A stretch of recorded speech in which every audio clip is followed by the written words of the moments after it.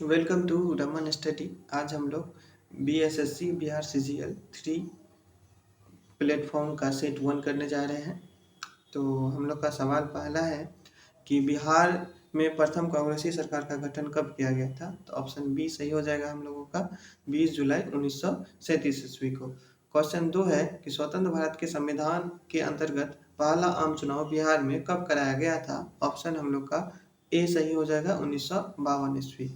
फिर क्वेश्चन 3 है कि बिहार में कुल कितने जिले हैं। तो बिहार में कुल 38 जिले हैं। बिहार में कुल कितने जिले हैं? 38 जिले हैं। क्वेश्चन 4 है हम लोगों का, बिहार की यात्रा करने वाला प्रथम ब्रिटिश यात्री कौन था। तो प्रथम ब्रिटिश यात्री रॉल्फ फिच था।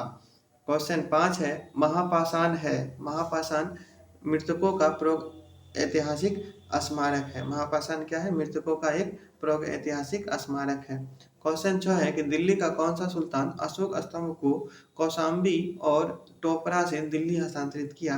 तो ऑप्शन हम लोग का सही हो जाएगा फिरोज शाह तुगलक। फिरोज शाह तुगलक ने अशोक स्तंभ को कौशाम्बी और टोपरा से दिल्ली हस्तांतरित किया था।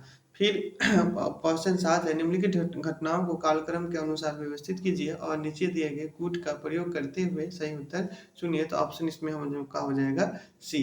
पहले चंपारण आंदोलन होगा, उसके बाद अमृतसर की घटना जो कि जलियांवाला बाग के नाम से प्रसिद्ध है, जो 1919 ईस्वी में हुआ था। चंपारण सत्याग्रह जो हुआ था वो 1917 ईस्वी में हुआ था। फिर चौरा चौरी, फिर मोपला विद्रोह हुआ, उसके बाद चौरा चौरी घटना हुआ जो कि उत्तर प्रदेश में हुआ था।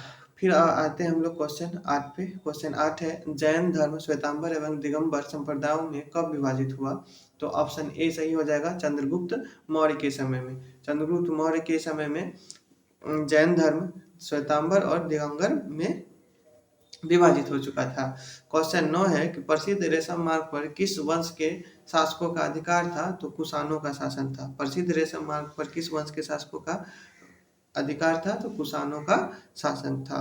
फिर क्वेश्चन 10 है बिहार बजट 2021 में बिहार में कहां पर खेल विश्वविद्यालय की स्थापना की घोषणा की गई है। तो यह राजगीर में खेल विश्वविद्यालय की घोषणा कहाँ की गई है? राजगीर में की गई है। तो अब हम लोग का है क्वेश्चन नंबर 11। क्वेश्चन 11 है कि मुबैयान नामक पद शैली के जन्मदाता बाबर ने अपनी आत्मकथा तुझके बाबरी किस भाषा में लिखी है। तो तुझके बाबरी जो लिखी है ये बाबर ने अपने जीवन की आत्मकथा वो तुर्की भाषा में लिखी है। किस भाषा में लिखी है? तुर्की भाषा में लिखी है। फिर 12 नंबर सवाल है निम्नलिखित में किस शैलकृत गुफा में 11 सिरों का बोधि सत्व अंकन मिला है। तो ये ऑप्शन हो जाएगा हम लोगों का कन्हेरी की गुफा में 12 कन्हेरी की गुफा में 11 सिरों के बोधिसत्व का अंकन मिला है। कन्हेरी की गुफा में 12 सिरों का बोधि स्थिति मिला है। फिर क्वेश्चन 13 है कि सर देशमुखी की वसूली शिवाजी इसलिए करते थे क्योंकि वे महाराष्ट्र के पुश्तैनी सरदेशमुख थे। सरदेशमुखी राजस्व का कितना भाग वसूला जाता था। तो ऑप्शन सही हो जाएगा हम लोग का 1/10 भाग। कितना वसूला जाता था? 1/10 भाग। फिर 14 नंबर सवाल है कि मराठों एवं अहमद शाह अब्दाली के मध्य लड़े गए पानीपत के तृतीय युद्ध के समय कौन पेशवा था। तृतीय युद्ध के समय कौन पेशवा था। तो ऑप्शन बी सही हो जाएगा बालाजी बाजीराव मराठों एवं अहमद शाह अब्दाली के मध्य लड़े पानीपत के तृतीय युद्ध के समय पेशवा था। फिर सवाल 15 है कृष्णा नदी पर स्थित श्री सलम बांध किस राज्य में स्थित है। कृष्णा नदी पर स्थित श्री सलम बांध किस राज्य में स्थित है। तो ऑप्शन सही हो जाएगा हम लोग का आंध्र प्रदेश। किस राज्य में है ये? श्री सलम बांध कृष्णा नदी पर आंध्र प्रदेश में है। फिर 16 सवाल है कि किस झील को बिहार का पहला व देश का 29वां रामसर साइट घोषित किया गया है। तो आंसर हो जाएगा हम लोगों का डी हो जाएगा कांवर झील जो कि बेगूसराय में है। कांवर झील बेगूसराय को बिहार का पहला और देश का 29वां रामसर साइट घोषित किया गया है। फिर 17 सवाल है निम्नलिखित में से किस राज्य के कुल संचित क्षेत्र का अधिकतम प्रतिशत तालाबों द्वारा सिंचाई होता है? तो ऑप्शन हम लोगों का डी सही हो जाएगा, तमिलनाडु। तमिलनाडु का जो अधिकतम सिंचाई वो तालाब के द्वारा होता है। तमिलनाडु में अधिकतम सिंचाई किसके द्वारा होता है? तालाब के द्वारा होता है। फिर 18 नंबर सवाल है, सूची 1 व सूची 2 को सुमेलित कीजिए और इससे इसके नीचे दिए गए कुटों में से सही उत्तर का चयन कीजिए। देखिए, हंगुल जो है वो दाची गांव में आता है। वो हंगुल किस में आता है? दाची गांव का एक पशु है। फिर बाघ है, बाघ सुंदर वन का है। बाघ किसका है? सुंदर वन का। और गिर लायन ये ऑप्शन हो जाएगा हम लोग का 4, जो कि गिर वन में है। भारतीय सिंह किस में है? गिर वन में है। और रहिनोसोरस रहिनोसेरोस है वो काजीरंगा का है, जिसको कि राइनोसोर को हम लोग कहते हैं गेंडा। राइनोसोर किसको कहते हैं? गेंडा। ये काजीरंगा के लिए प्रसिद्ध है। फिर ऑप्शन हम लोग का यहाँ पे ऑप्शन हम लोग का 18 का सही हो जाएगा, बी ऑप्शन सही हो जाएगा। 18 का बी ऑप्शन सही हो जाएगा। अब हम लोग आते हैं क्वेश्चन नंबर 19। अब क्वेश्चन 19 पे आते हैं, देखते हैं क्या है क्वेश्चन 19। हाँ, 19 है कि क्वेश्चन 19 है, सतोपंथ ग्लेशियर सतोपंथ ग्लेशियर अवस्थित है। सतोपंथ ग्लेशियर कहाँ अवस्थित है? तो ऑप्शन हो जाएगा हम लोगों का डी ऑप्शन सही हो जाएगा, उत्तराखंड। सतोपंथ ग्लेशियर कहाँ अवस्थित है? उत्तराखंड में। सतोपंथ ग्लेशियर कहाँ अवस्थित है? उत्तराखंड में। फिर 20 नंबर सवाल है, निम्नलिखित में से कौन सा संसदीय कार्य विधि भारत की देन है?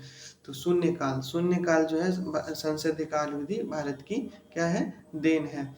फिर 21वां सवाल है, भारतीय संविधान के प्रस्ताव में न्याय शब्द का प्रयोग किस अर्थ में किया गया है? तो न्याय शब्द का प्रयोग ऑप्शन हम लोग का ए सही हो जाएगा, सामाजिक आर्थिक और राजनीतिक न्याय से। सामाजिक आर्थिक और राजनीतिक न्याय से। फिर सवाल 20 है, वित्त आयोग की संतुष्टियां है। वित्त आयोग की संतुष्टियां क्या है? तो ऑप्शन डी सही हो जाएगा, सरकार द्वारा सुविधा अनुसार स्वीकृत या अस्वीकृत कर दी जाती है। वित्त आयोग की संतुष्टियां क्या होता है? सरकार द्वारा सुविधा अनुसार स्वीकृत या अस्वीकृत कर दी जाती है।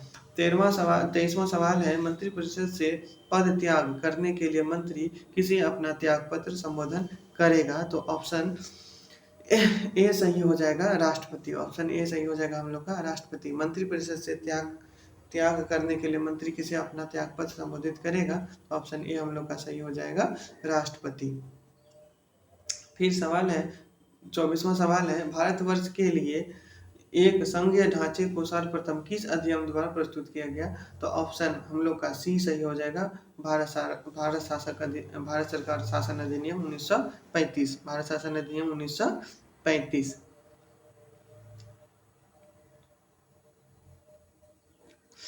फिर सवाल है हम लोग का, लोकसभा का 5 वर्ष का सामान्य कार्यकाल समाप्त होने से पहले इसे कौन भंग कर सकता है?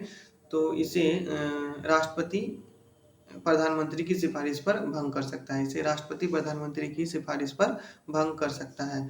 फिर क्वेश्चन 26 है, कंपनी द्वारा लाभांश की घोषणा की जाती है। कंपनी द्वारा लाभांश की घोषणा की जाती है। ऑप्शन बी सही हो जाएगा, अधिकृत पूंजी पर। ऑप्शन बी सही हो जाएगा हम लोग का क्या? अधिकृत पूंजी पर। निम्नलिखित अनुच्छेदों में कौन सा एक राज्य सरकार को ग्राम पंचायतों को संगठित करने का निर्देश करता है? तो ऑप्शन बी सही हो जाएगा हम लोग का, अनुच्छेद 40। अनुच्छेद 40 राज्य सरकार को ग्राम पंचायत को गठित करने का निर्देश करता है। फिर सवाल है हम लोग का, एक मार्ग क्या है? एक मार्ग क्या है? तो ऑप्शन सही हो जाएगा हम लोगों का, एक मार्ग गुणवत्ता की गारंटी का क्या है? मोहर है। गुणवत्ता की गारंटी का क्या है? मोहर है। फिर क्वेश्चन है कि जारवा जनजाति पाई जाती है। जारवा जनजाति कहाँ पाई जाती है? तो ऑप्शन डी सही हो जाएगा, निकोबार द्वीप में। जारवा जनजाति कहाँ पाई जाती है? तो निकोबार में पाई जाती है। फिर सवाल है कि किस राज्य में भारत के अपनी तरह के पहले और एशिया का सबसे बड़ा वैज्ञानिक पक्षी एटलस को लॉन्च किया गया है? तो ऑप्शन हम लोग का 30 का सी हो जाएगा, केरल ने वैज्ञानिक पक्षी एटलस लॉन्च किया है। फिर सवाल है हम लोग का, राष्ट्रपति के निर्वाचन में निम्नलिखित में कौन भाग नहीं लेता है? तो राष्ट्रपति के निर्वाचन में लोकसभा का गैर निर्वाचित सदस्य भाग नहीं लेता है।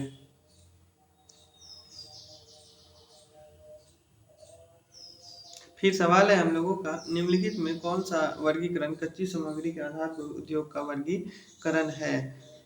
तो हम लोग का बी ऑप्शन सही हो जाएगा, आधारभूत और उपभोक्ता, आधारभूत और उपभोक्ता।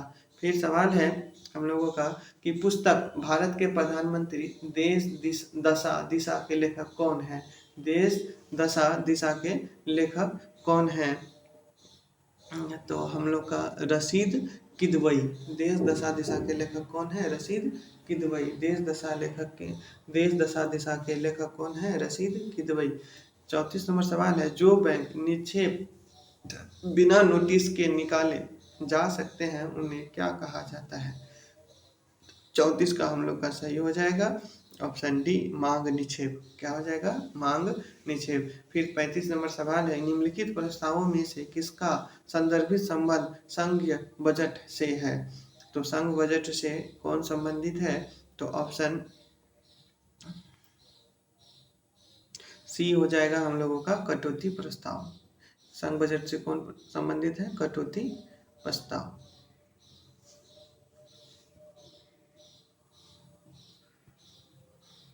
कटौती प्रस्ताव। फिर हम लोग का सवाल है कि दृश्य निर्यात और दृश्य आयात के अंतर को क्या कहा जाता है? दृश्य निर्यात और दृश्य आयात के अंतर को क्या कहा जाता है? तो ऑप्शन ए सही हो जाएगा, व्यापार शेष। दृश्य निर्यात और दृश्य आयात के अंतर को क्या कहा जाता है? व्यापार शेष। फिर सवाल है 37, मुद्रा अवमूल्यन का परिणाम होता है? मुद्रा अवमूल्यन का परिणाम होता है, तो ऑप्शन बी सही हो जाएगा, निर्यात में वृद्धि और भुगतान संतुलन में।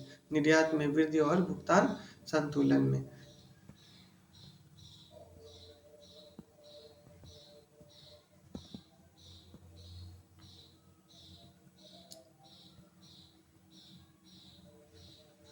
फिर 38 सवाल है हम लोग का, भारत में एग्रो जोश कृषि पारिस्थितिकी क्षेत्रों का कुल संख्या कितनी है? तो इसकी कुल संख्या 20 है। इसकी कुल संख्या कितनी है? 20 है। इसकी कुल संख्या कितनी है? 20 है। तिब्बत के पठार की समुद्र तल से औसत ऊंचाई कितना ऊंचाई है? तो ऑप्शन डी सही हो जाएगा, 5 किलोमीटर। ऑप्शन डी क्या हो जाएगा? सही हो जाएगा हम लोग का 5 किलोमीटर। फिर है, भारत में निम्नलिखित में कौन सी पर्वत श्रेणी केवल एक ही राज्य में फैली हुई है? तो अजंता की पर्वत श्रेणी सिर्फ महाराष्ट्र राष्ट्र में फैली हुई है। अजंता की पर्वत श्रेणी सिर्फ महाराष्ट्र राष्ट्र में फैली हुई है।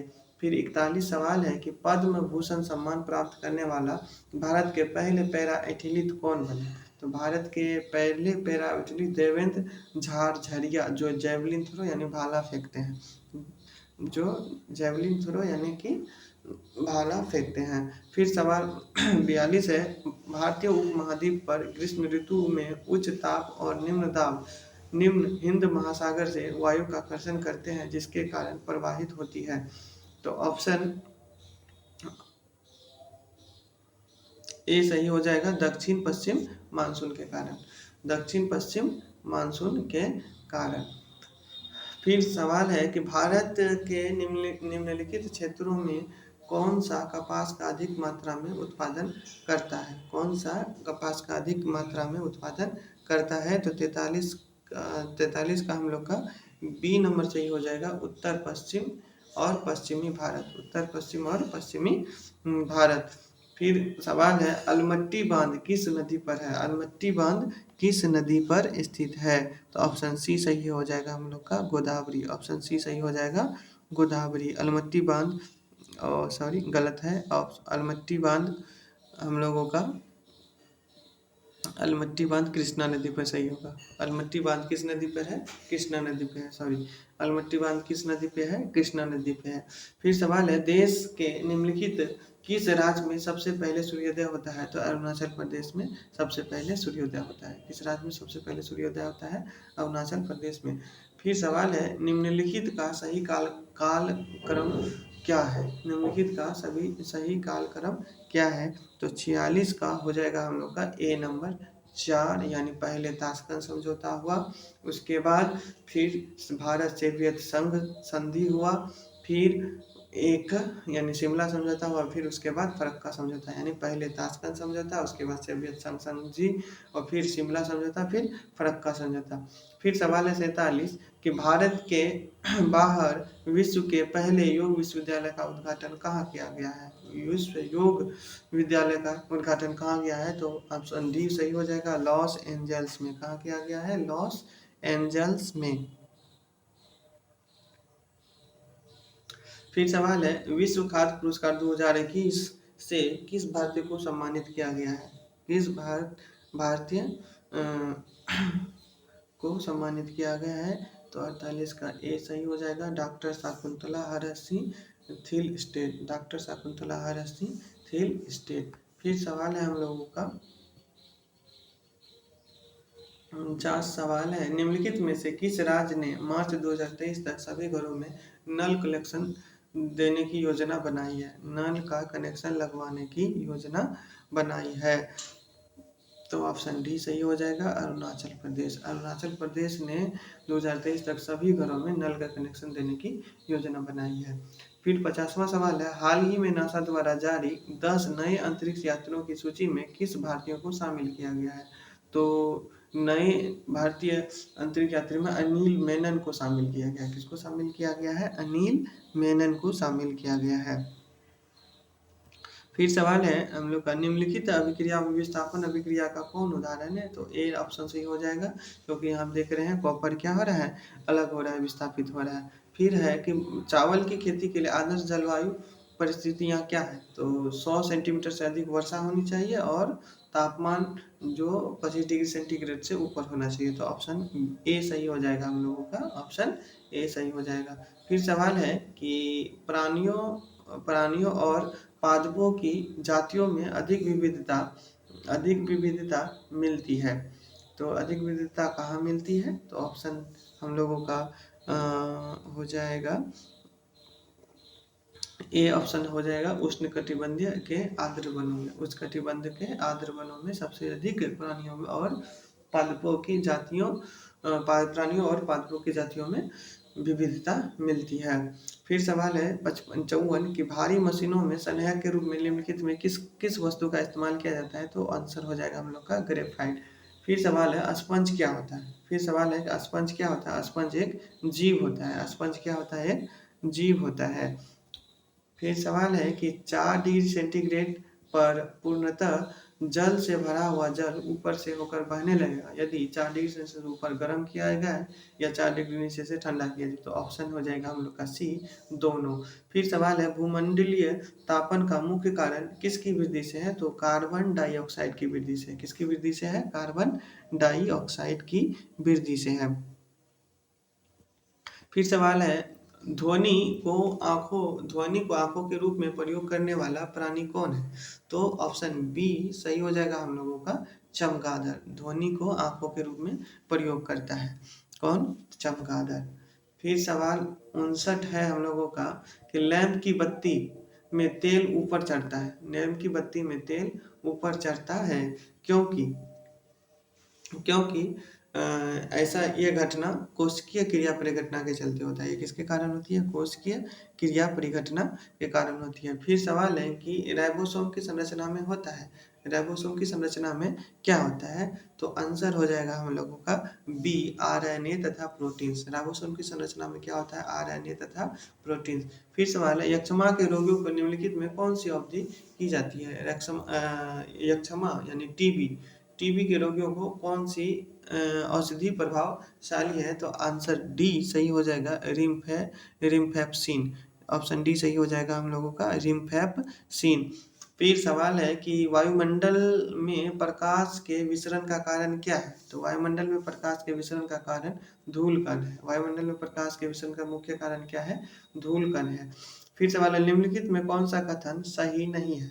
तो निम्नलिखित में कौन सा कथन सही नहीं है, तो ऑप्शन सी हो जाएगा हम लोग का, ये सही नहीं है। आर्द्रता बढ़ने के साथ वायु में ध्वनि का वेग कम हो जाता है, ये गलत है। बाकी सारा क्या है, सही है। तापमान बढ़ने पर वायु में ध्वनि का वेग बढ़ता है, सही है। वायु में ध्वनि वेग दाब पर निर्भर नहीं करता है, सही है। आयाम तथा आवृत्ति के परिवर्तन से वायु वेग प्रभावित नहीं होता है, ये भी हम लोगों का क्या है, सही है। तो गलत क्या है हम लोग का, आर्द्रता के बढ़ने पर वायु में ध्वनि का वेग कम हो जाता है, ये गलत है। फिर सवाल है हम लोग का, किस पादप को कोशिकीय भारतीय डॉक्टर की उपमा प्रदान की गई है, तो ऑप्शन बी सही हो जाएगा, तुलसी। तुलसी के पौधे को शाकीय डॉक्टर की उपमा दी गई है। 65 सवाल है कि जैव विकास के संदर्भ में सांपों के अंगों का लोप होने का स्पष्ट किया जाता है। सांपों के अंगों को लोप होने का स्पष्ट किया जाता है उपार्जित लक्षणों की वंशानुगति से। किसके, उपार्जित लक्षणों की वंशानुगति से। फिर सवाल है कि एक पिंड पर दो बल नीचे के चित्र के अनुसार लगाए गए हैं। पिंड एक ही दिशा की ओर गति करेगा, पूरब या पश्चिम या फिर किसी भी दिशा में नहीं, तो ऑप्शन सी सही हो जाएगा, किसी भी दिशा में नहीं, क्योंकि ये क्या है, संतुलित बल लग रहा है, इसीलिए ये किसी भी दिशा में क्या होगी, गति नहीं करेगी। फिर सवाल 67 है कि क्वथन होता है, तो क्वथन एक निश्चित तापक्रम पर होता है। क्वथन किसमें होता है, एक निश्चित तापक्रम पर होता है। फिर सवाल है हम लोगों का,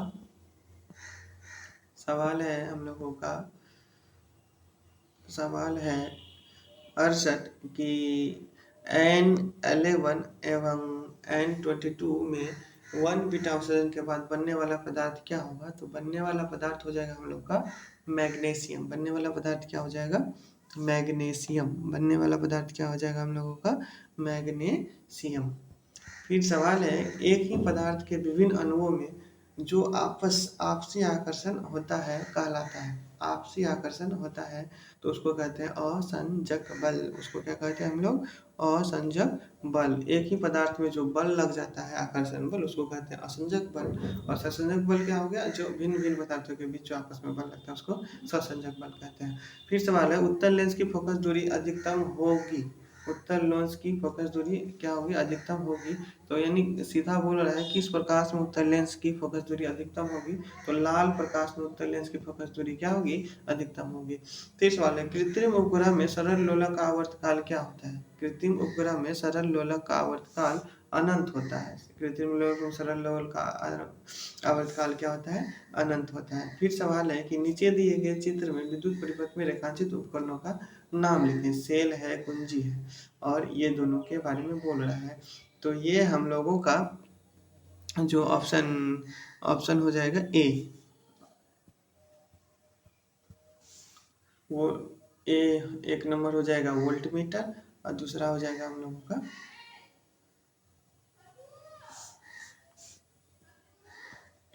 फिर सवाल है 73 कि एक ऐसा उदाहरण जिसमें विद्युत ऊर्जा का प्रकाश ऊर्जा में हस्तांतरण स्पष्ट हो।